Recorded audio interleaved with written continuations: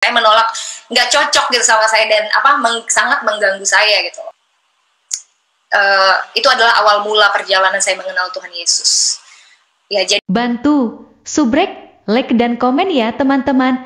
Terima kasih. Nah, ya jadi keluarga saya adalah keluarga Muslim, papa saya Muslim, mama saya Muslim, dan ya kami dididik cukup lah gitu. Kami waktu kecil juga didatengin guru ngaji, ya pendidikan cukup lah, diajarin sholat, ya. Tapi bukan, mereka itu Muslim yang cukup moderat. Mereka juga berteman dengan berbagai macam latar belakang, suku dan agama. Mereka tidak membeda-bedakan. Nah, singkat cerita, papa saya itu meninggal di umur saya yang ke-11 tahun. Meninggal cukup cepat, saya masih cukup kecil pada saat itu. Dia adalah pramugara dan dia meninggal di Jeddah Arab Saudi, karena dia waktu itu terbang haji, mengantarkan jemaat haji. Nah, beliau sempat koma di sana selama 17 hari dan meninggal di sana. Jadi kami sekeluarga, saya bersama mama dan adik-adik saya, kami semua diberangkatkan semuanya ke sana.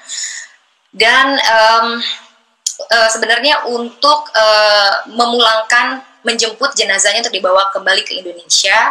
Tapi sekaligus di sana kita juga difasilitasi untuk bisa umroh. Karena kalau umroh itu kan nggak membutuhkan nggak membutuhkan hari yang lebih banyak gitu loh. Kalau ibadah haji yang membutuhkan hari yang lebih banyak, lebih panjang waktunya. Jadi kami sekeluarga kami ibadah umroh pada saat itu. Itu juga pengalaman buat saya dan keluarga saya gitu. Kemudian setelah papa saya meninggal, ya saya dibesarkan oleh seorang single parents, yaitu mama saya. Dan umur 16 tahun saya tuh dari kecil suka nyanyi, jadi umur 16 tahun saya didaftarin untuk lomba nyanyi, dan puji Tuhan pada saat itu menang, dan mulai dari situ saya mulai bernyanyi. Banyak yang mengundang untuk bernyanyi, sambil sekolah, sambil membantu keuangan mama saya juga, karena pada saat itu nyanyi sudah dibayar ya. Kemudian tahun 2005 saya mengikuti ajang Indonesian Idol, itu season kedua, dan ya puji Tuhan saya masuk sampai finalis 6 besar, dan itu adalah pengalaman yang cukup berharga dan batu loncatan yang cukup baik, dan pengalaman yang cukup baik bagi saya, yang cukup berharga untuk jadi batu loncatan untuk karir saya. Dan pada saat itu yang terpenting buat saya tuh karir, membangun karir gitu loh. Jadi buat saya pada saat itu yang terpenting adalah karir dalam hidup saya. Saya ngejar karir terus Pak, setiap hari gitu kan. Kerja. Nah, singkat cerita, pada umur ke-28 tahun itu, ya saya menerima Tuhan Yesus sebagai Tuhan dan Juru Selamat saya. Pada saat itu kondisi karir saya tuh bisa dibilang lagi cukup menanjak, cukup baik. Waktu itu saya lagi menerima nominasi award untuk album saya di salah satu ajang bergengsi yaitu Emmy Awards. Terus sama ya lagu saya lagi cukup diterima lah sama masyarakat ya. Chartnya waktu itu masih zaman radio ya, belum sosial media Instagram kayak sekarang gitu. Dulu masih chartnya itu menduduki tangga-tangga teratas lah. Jadi pada saat saya meninggalkan agama saya yang dulu, pada saat saya mengikut Tuhan Yesus, bukannya di kondisi saya yang lagi terpuruk atau lagi apa, enggak, justru saya sedang menikmati hasil jerih lelah saya, dan saya sedang menikmati karir saya.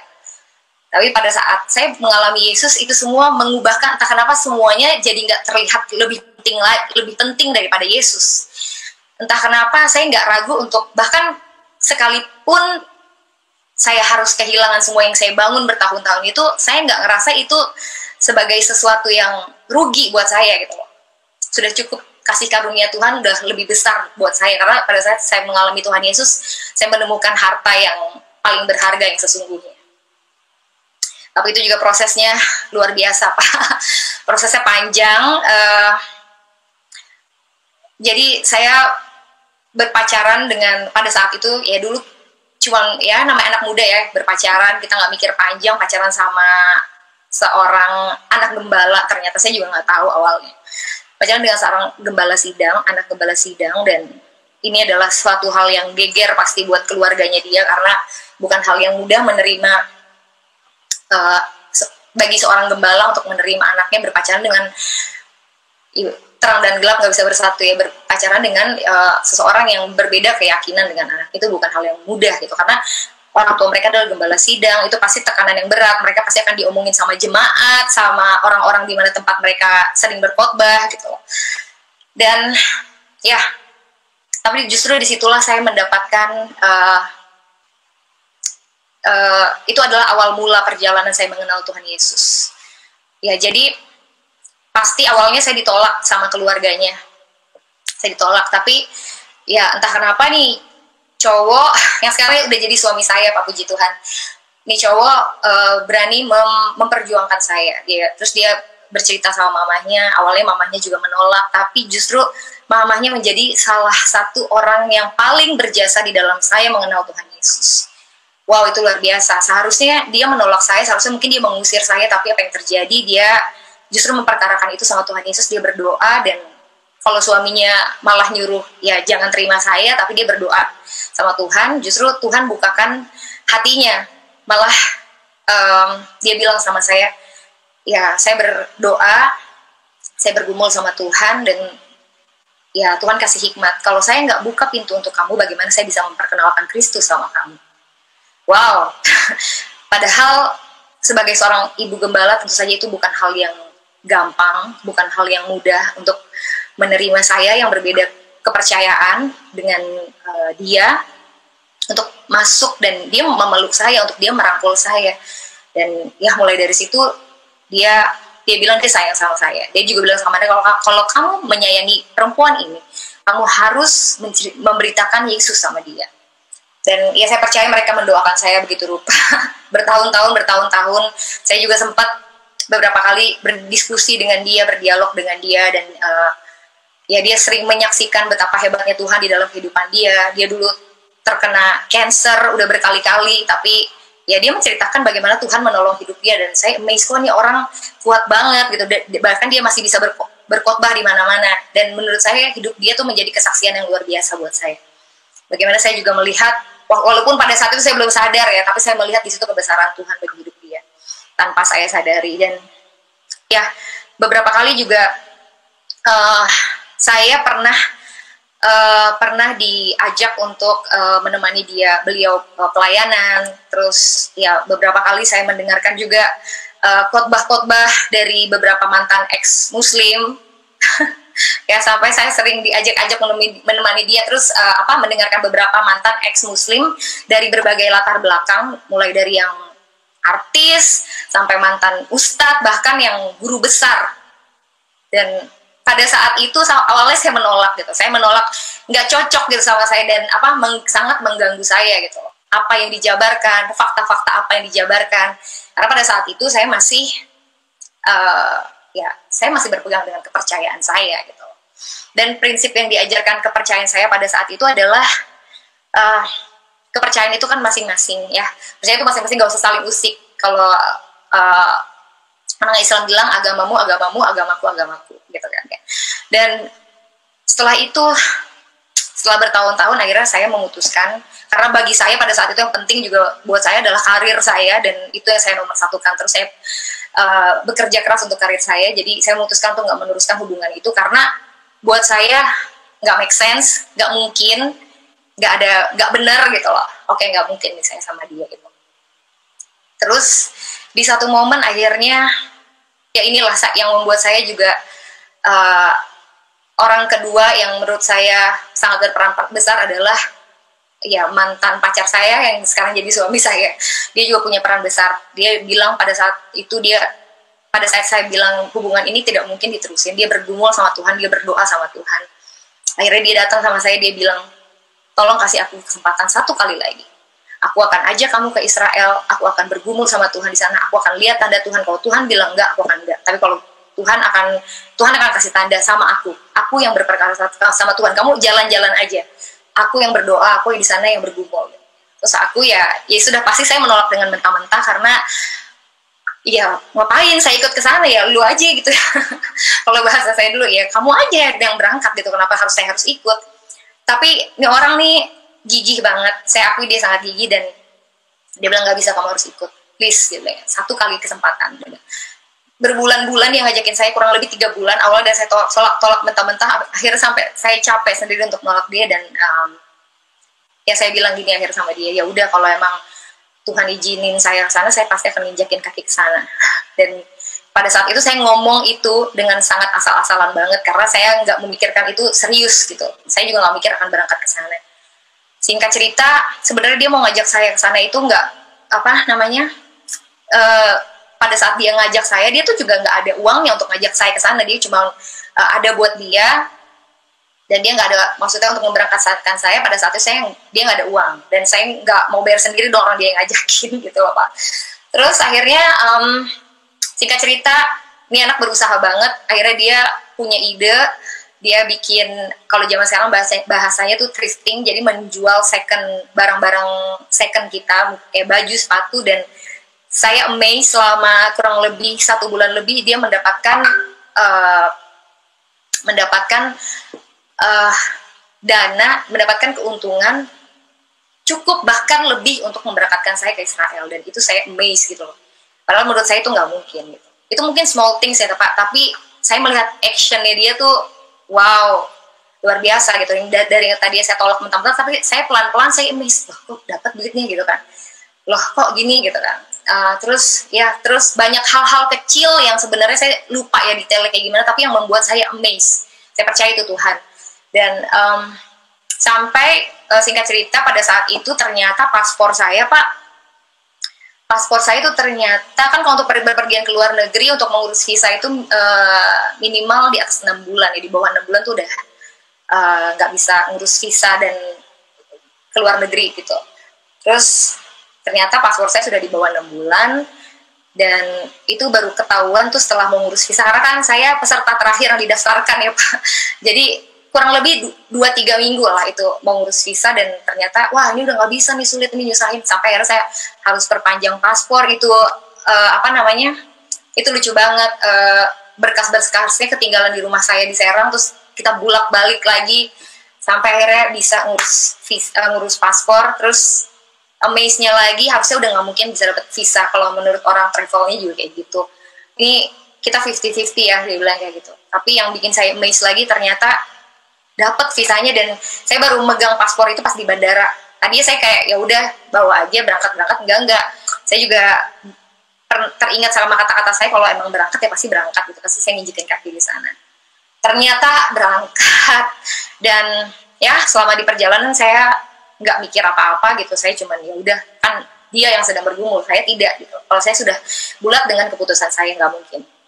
Sampai di sana itu berangkat juga dengan keluarganya, dengan jemaat-jemaatnya dia, dan dengan orang-orang pastori. Jadi mereka semua jadi saksi di sana. Dan sampai di sana,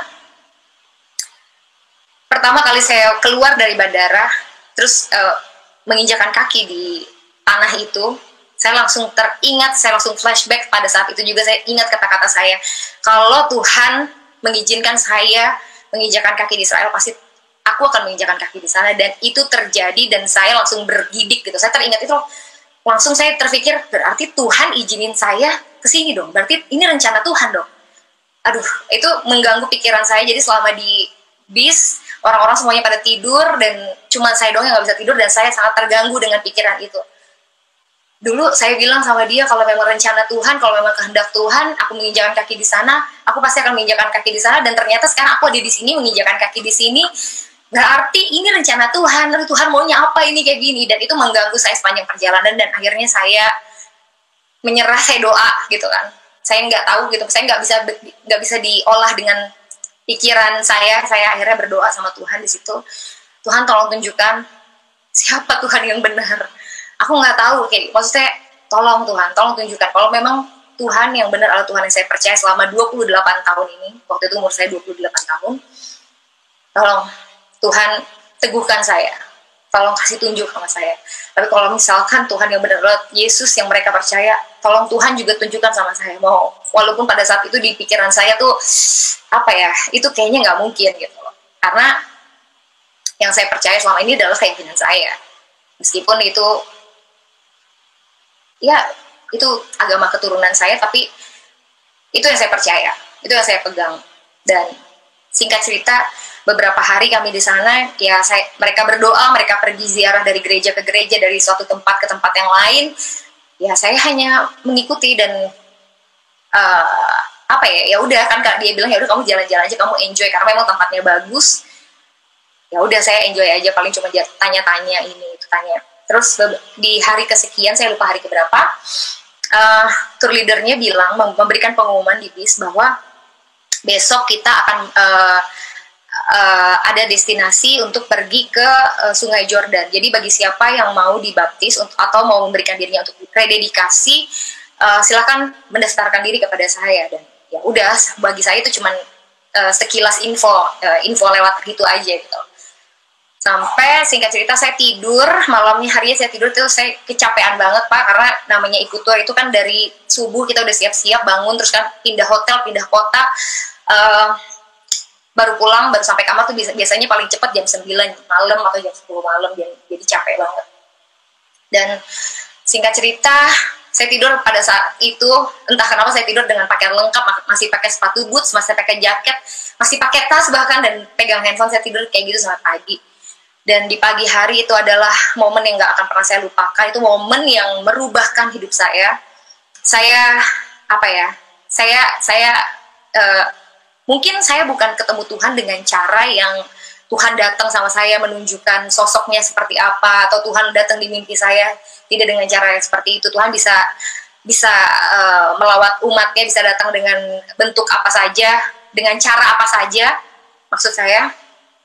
Jadi pada saat itu pagi-pagi saya belum mudeng, dibangunin sama teman saya, bangun, kita mau pergi, kita udah mau berangkat gitu. Oh iya, saya bangun dan saya mandi. Nah di kamar mandi itu adalah moment of truth, karena disitulah saya mengalami sesuatu yang mengubahkan hidup saya. Hanya small things yang Tuhan bukakan di dalam kehidupan saya, dan itu mengubah segalanya. Jadi pada saat saya di bawah pancuran, itu masih ngantuk-ngantuk, terus tiba-tiba kayak Tuhan bikin flashback dari kejadian saya waktu kecil itu, saya yang di sekolah muslim, terus ya papa saya minta saya untuk ini adik-adik saya, terus saya umroh, terus banyak hal lah, saya juga saya nyanyi, saya beberapa kali pernah pacaran dengan orang yang beda agama, sampai saya doa gitu sama Tuhan kok jangan deketin sama orang-orang yang beda agama dong gitu. Ya itu masih konyol lah, tapi intinya terus sampai di momen aku ada di situ, dan suara hati aku bilang, aku percaya itu Roh Kudus, Maya tidak ada yang kebetulan. Sampai aku ingat juga kalau aku menginjakan kaki di situ, itu adalah kehendak Tuhan. Maya tidak ada yang kebetulan. Dan itu yang ada di pikiran aku sepanjang hari. Aku nggak bisa ungkapin, pada hari itu aku nggak ngomong sama siapa-siapa, dan aku diam, aku hanya memikirkan pikiran itu terus, itu mengganggu aku sepanjang hari. Dan entah kenapa, pada saat kami setelah makan siang di satu tempat, saya mendatangi sang tour leader, dan saya menuliskan nama saya di situ. Dan tanpa ada rasa takut, tanpa ada rasa, saya tahu siap, dengan sadar. Karena saya tahu siapa diri saya tahu siapa keluarga saya tahu teman-teman saya tahu pekerjaan saya, dan saya juga tahu resikonya bahwa kalau saya melakukan ini, resikonya apa saya sadar, tapi entah kenapa semuanya tidak membuat saya jadi takut gitu loh. Dan ya akhirnya kami tiba di Sungai Jordan, dan gak ada yang tahu kalau saya menuliskan nama itu di buku, kecuali saya, Tuhan, dan si tour leader itu. Cuman kita bertiga yang tahu, dan gak ada yang tahu. Pas diumumin, semuanya benar-benar, ya ibu calon mertua saya, ya pacar saya pada saat itu, mereka semua, dan orang-orang, mereka semua nggak bisa berkata apa-apa juga. Mereka bahkan saya duduk sama pacar saya pada saat itu, dia pun nggak bertanya apa-apa, dan saya pun tidak mau ditanya-tanya, karena menurut saya ini adalah urusan pribadi saya dengan Tuhan. Ini adalah momen saya sama Tuhan, saya nggak mau diganggu-ganggu, saya nggak mau ditanya-tanya. Dan pada saat kami sampai di sana, ibu gembala itu bertanya sama saya, Maya kamu yakin gitu kan? Maya kamu yakin? Dan dia sampai menangis, dan saya sebenarnya nggak mau ditanya-tanya, tapi saya hanya bilang sama dia, kalau aku nggak yakin, aku nggak akan tulis nama aku di situ. Dan aku langsung pergi, dan aku baru sadar kalau ternyata aku tidak, kalau untuk baptis kita harus mempersiapkan diri. Kemarin juga diumumin, ternyata kalau kita harus bawa baju ganti, ya semuanya lah, karena kita kan nyemplung dan basah di situ walaupun kita pakai luaran. Dan aduh ini gimana, saya nggak bawa apa-apa, benar-benar saya nggak bawa apa-apa, cuman baju yang melekat di tubuh saya karena saya tidak mempersiapkan diri untuk itu. Sampai akhirnya ternyata Tuhan sudah persiapkan karena ada seorang teman yang mau rededikasi. Mungkin dia mau rededikasi atau dia baptis, aku nggak tahu. Dan dia meminjamkan itu sama saya, dia memberikan itu sama saya. Kayak, kamu nggak bawa apa-apa ya? Aku nggak bawa apa-apa. Kamu pakai aja punya aku, kamu yang lebih butuh. kamu yang lebih butuh dan kamu pakai aja. Aku nggak apa-apa, dan kayak gitu. Ya, aku percaya Tuhan juga yang sudah menyediakan itu. Sampai akhirnya pada saat aku mau memberikan diri aku dibaptis, aku langsung seolah-olah kayak terflashback lagi, kerjaanku, karirku, keluargaku, bagaimana, tapi entah kenapa itu tidak menghalangi aku untuk melangkah untuk dibaptis. Dan pada saat itu aku memberikan diri aku dibaptis. Dan itu baru awal, itu baru startnya aja, karena setelah itu ya justru ceritanya setelah itu gitu, bagaimana aku mempersiapkan diri aku. Setelah aku pulang, aku mempersiapkan diri aku sangat rindu, aku sangat haus untuk mengenal Tuhan. Dan sampai aku tuh pada saat itu ya aku mempelajari dari dua belah sisi di kepercayaan aku yang lama dan tentang Yesus, ya, dari Alkitab dan dari kepercayaan aku yang lama. Aku pelajarin sejarahnya sampai aku menemukan satu artikel yang membuka mata aku gitu, yang eye opening banget. Itu membuka mata aku bahwa dia adalah seorang guru besar, profesor, seorang pendiri, seorang leader yang luar biasa dari negara Timur Tengah sana, tapi dia juga mengalami Tuhan Yesus. Dan ya awalnya dia menolak, sampai akhirnya dia membeberkan fakta-faktanya di antara kedua keyakinan ini, bahkan di antara sosok nabi mereka dan Yesus, membeberkan fakta-fakta sejarahnya semuanya. Sampai aku pelajarin, terus aku belajarin lagi dari tempat yang lain. Wow, itu harta yang paling berharga buat aku, karena semakin menguatkan keyakinan aku, dan semakin aku belajar, semakin aku ternyata selama ini aku tuh nggak tahu apa-apa, aku nggak ngerti apa-apa. Wow, thanks God, ini adalah anugerah yang nggak bisa ditukar sama apapun. Ini adalah anugerah yang terbesar. Aku juga nggak akan menukar apapun. Aku tahu resikonya, aku sangat tahu. Sampai akhirnya setiap hari aku di gereja kami pada saat itu ada 4 kali ibadah dalam 1 minggu. Ibadah hari Minggu udah pasti, tengah minggu, terus ada pendalaman Alkitab, ibadah pemuda. Dan ya kalau saya nggak ada kerjaan atau setelah saya kerja atau meeting, saya pasti langsung meluncur ke sana. Jadi ya dari situlah berbulan-bulan akhirnya keluarga saya curiga. Dan karena saya jarang bersama mereka di rumah, saya kerja aja saya udah jarang sama mereka, ini lebih jarang lagi gitu. Karena ya itu balik lagi, saya haus, saya mau belajar, saya saya pengen diisi gitu, saya ingin memperlengkapi diri saya gitu. Sampai akhirnya ya tibalah momen dimana saya harus berkata terus terang dengan keluarga saya. Waktu itu Ibu Gembala saya juga berpesan bahwa kalau tiba waktunya, kamu jangan sampai menyangkal Tuhan Yesus. Dan saya tahu hari itu akan datang, dan saya mempersiapkan diri saya sedemikian rupa sehingga pada saat hari itu datang saya tidak menyangkal Yesus. Dan puji Tuhan saya tidak menyangkal Yesus, padahal saya juga dalam hati takut banget karena mama saya itu punya penyakit jantung dan dia sudah pasang ring, dia pernah kena serangan jantung beberapa kali. Saya takut, saya doa sama Tuhan, Tuhan tolong pada saat saya ngomong ini sama mama, kiranya jangan sampai dia kena serangan jantung, kan nanti konyol gitu. Maksudnya pasti aku percaya kuasa Tuhan dinyatakan, dan puji Tuhan pada saat saya menyatakan itu, yang penting dia gak kena serangan jantung.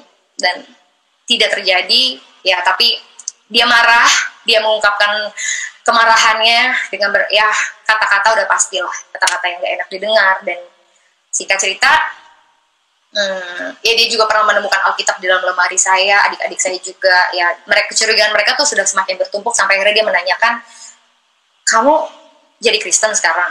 Dan ya saya jawab, iya Ma. Dan saya bersaksi tentang Yesus, dan akhirnya saya diusir dari rumah. Ya terus pada saat itu ya saya menghubungi Ibu Gembala saya bilang, mama saya sudah bertanya sama saya dan saya diusir. Saya cuma bawa koper dan mobil, udah itu aja. Saya pikir udah saya cari kos di mana lah gitu. Tapi Ibu Gembala saya bilang pada saat itu, kalau kamu tinggal di kos, kamu sendirian, kamu pasti stres banget, karena pada saat itu juga di sosial media semua teman-teman yang begitu banyak ternyata jadi nggak punya teman sama sekali. Saya benar-benar sendirian. Tuhan izinkan saya untuk merasakan itu sendirian. Saya cuman pada saat itu saya cuma mengandalkan Tuhan. Saya benar sendirian karena di sosial media semua teman-teman saya, keluarga, ya banyak sekali mereka ya menghujat, mereka ngata-ngatain, ya kafir lah, ya ya banyak hal. Pakai ya banyak ayat-ayat juga ditulis sama mereka untuk menyindir saya, dan saya sampai off dari sosial media pada saat itu. Saya break dulu karena saya tahu kalau saya ngeliatin itu pasti saya nggak kuat gitu, pasti saya jadi lemah. Lebih baik saya fokus untuk diri saya dan Tuhan dulu. Ya, dan pada saat itu Ibu Gembala bilang sama saya untuk, Maya lebih baik kamu tinggal di pastori, karena di pastori itu banyak kakak-kakak pastori, kamu tidur di kamar perempuan bareng-bareng sama mereka supaya kamu nggak sendirian. Dan kalau kamu sedih, kalau kamu apa, kamu mau lebih baik kamu mengisi hari-hari kamu dengan kamu belajar tentang Tuhan, sehingga kamu nggak fokus sama masalah kamu. Dan ya awalnya saya menolak karena aduh gak enak dong masa saya tinggal di pastori gitu kan. Tapi bener juga kalau saya tinggal sendiri itu pasti akan saya makin lemah gitu, bukan karena kepikiran masalah saya kanan tembok kiri tembok. Lebih baik ya udah di sana ada kakak-kakak yang bisa saya belajar banyak sama mereka, saya bisa sharing sama mereka, mereka bisa mengajarkan pelayanan sama saya, bla bla bla. Sampai akhirnya ya udah, akhir singkat cerita saya tinggal di pastori dan saya belajar banyak, saya melayani Tuhan. Singkat cerita lagi, akhirnya pacar saya melamar saya, dan satu pesan mamahnya, kita harus tetap menghormati orang tua, kita harus meminta izin dan restu dari beliau. Dan ya buat saya pada saat itu yang terpenting adalah restu orang tua, karena kalau dia merestui aja itu udah mujizat, karena paling tidak kita datang untuk meminta izin dari beliau. Dan saya sendiri, jujur saya ketakutan karena saya takut nanti calon suami saya bakalan diapa-apain gitu lah. Saya takut banget, tapi puji Tuhan dia cuma bilang sama saya, jangan takut, kita berdoa dulu sebelum datang. Jujur saya yang takut, dia kok ngeliatnya biasa-biasa aja gitu kan. Ya tapi puji Tuhan, Tuhan tolong. Justru yang terjadi adalah pada saat itu kita bisa makan bersama dengan mama, dan wow, itu amazing banget. Itu saya berbulan-bulan gak ketemu dengan beliau. Kita mau datang, saya mau ketemu sama dia itu susahnya minta ampun, dihalang-halangi, gak bisa WhatsApp, gak dibales, sampai akhirnya kita bisa makan bareng sama dia. Terus dia meminta izin untuk menikahi saya, dan kita itu Tuhan, saya percaya itu Tuhan, dia memberikan restunya sama kami berdua. Dan dia cuma bilang, mungkin saya tidak bisa datang ke pernikahan kalian karena saya juga mengerti pasti tekanan yang dia alami dari kanan kiri, dari keluarga, dari teman-temannya, itu juga nggak gampang buat dia. Ya, tapi dengan mengantongi restu itu udah mujizat, itu udah puji Tuhan. Dia pun bercerita sama saya bahwa sebenarnya ada berbagai ancaman buat saya. Maksudnya ada berbagai macam ya ada orang-orang yang mau mengancam kita, tapi ya dari pihaknya dia. Terus dia bilang sama kita, itu dari mulut dia sendiri yang cerita, tapi dia bilang jangan, bagaimanapun itu anak saya gitu. Sampai akhirnya dia pingsan dan itu nggak terjadi gitu, dan kita nggak kenapa-kenapa. Dan saya percaya sekali lagi itu adalah Tuhan. Dan waktu itu sampai ya kita pengen asilumkan ke Amerika, tapi enggak lah, saya percaya nggak perlu sampai kayak gitu-gitunya. Ya pasti Tuhan tolong. Ya singkat cerita, kami menikah tanpa dihadiri oleh satupun dari keluarga saya. Dan ya puji Tuhan, saya juga masih belum bisa ketemu sama mama saya. Kami juga tadi setelah menikah pengennya tuh nggak langsung punya anak, pengennya setahun kemudian gitu, karena kita mau mempersiapkan ini dan itu. Saya juga waktu itu kan nggak kerja. Oh ya, saya juga belum cerita. Jadi pada saat itu begitu orang-orang tahu status saya sebagai pengikut Kristus, dan saya meninggalkan agama saya yang lama, tidak ada orang yang mau mengajak saya bekerja sama lagi, dan saya tahu itu resiko. Jadi saya sudah sadar. Jadi pada saat itu terjadi, saya tidak mempermasalahkan itu. Bahkan ya tadi saya sudah bilang kalau dulu itu adalah hal yang terpenting buat saya, itu adalah hal yang selalu saya pikirin, yang penting banget, yang saya kejar-kejar terus. Kalau setelah saya menemui Kristus, setelah saya mengalami Kristus, entah kenapa itu bukan terlalu penting, bukan menjadi hal yang terlalu penting buat saya. Jadi setelah saya menikah, ya saya bingung saya mau ngapain gitu kan. Jadi nanti deh kita punya anak, tahun depan aja gitu, sambil mempersiapkan aku ngapain ya, aku nggak kerja gitu.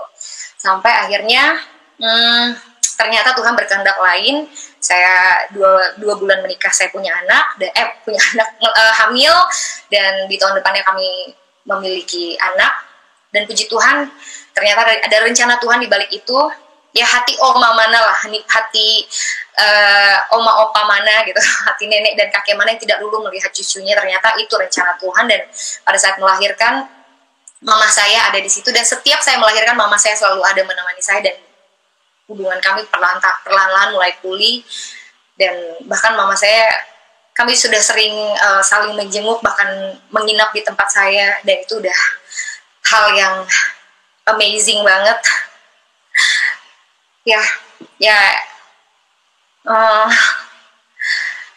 Jadi pastinya proses mengikuti Tuhan Yesus dengan berbagai macam ancaman, ya itu yang namanya memikul salib. Dan setelah saya belajar lebih banyak, setelah saya menggali lebih banyak, balik lagi ya, bukan dari satu pihak aja, saya harus adil dari dua pihak, karena saya nggak mau kalau istilah orang tuh beli kucing dalam karung lagi. Saya nggak mau cuman agama karena keturunan, saya mau mengalami Tuhan sendiri. Setelah saya mengalami Tuhan, saya pelajari ternyata semuanya make sense, dan iman saya, nggak ada alasan untuk iman saya goyah.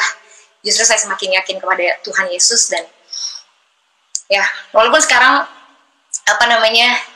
walaupun sekarang saya nggak mendapatkan fame seperti dulu, mungkin ya dulu saya dikenal sebagai penyanyi, tapi sekarang itu bukan hal yang terpenting lagi buat saya. Sekarang saya adalah seorang pelayan Tuhan, saya dan suami saya adalah pelayan Tuhan. Puji Tuhan, kami melayani di gereja kami. Suami saya sekarang pendeta muda di gereja saya, dia berkhotbah juga di hari Minggu. Dia juga musisi, dia main band juga, dia juga seorang produser. Dan saya sebagai ibu rumah tangga dari 3 orang anak yang diberkati Tuhan, dan saya melayani Tuhan. Puji Tuhan, pastinya saya menyanyi ya, saya worship leader, dan saya juga saya pernah mengikuti kelas untuk seni berkhotbah, dan itu puji Tuhan saya lulus.